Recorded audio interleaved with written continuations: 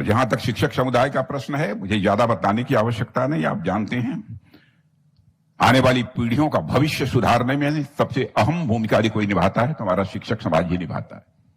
इस सच्चाई को कोई वो नहीं कर सकता है।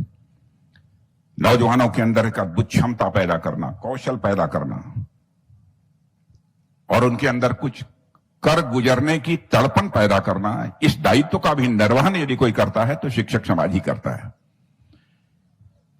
इसीलिए गुरु को कुम्हार और शिष्य को कुंभ कहा गया है।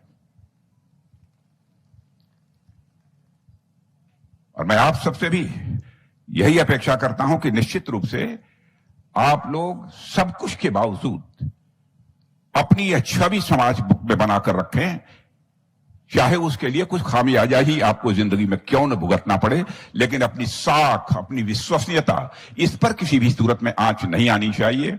धन दौलत यह मनुष्य की प्रतिष्ठा बढ़ाने वाला नहीं होता है।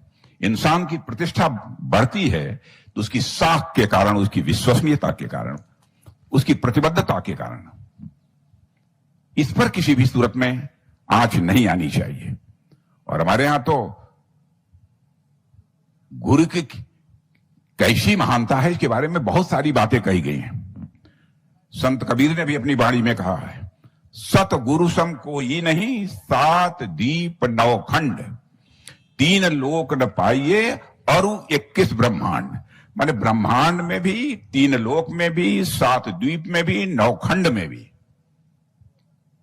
इनके जैसा कोई नहीं मिलेगा। माने जिसको इतनी महत्ता प्राप्त हो, मैं समझता हूं कि स्वाभाविक रूप से उनका दायित्व भी बढ़ जाता है। अब समाज में जब भी हम किसी को ऊंचा स्थान देते हैं तो स्वाभाविक रूप से समाज की उससे अपेक्षाएं भी बढ़ जाती हैं।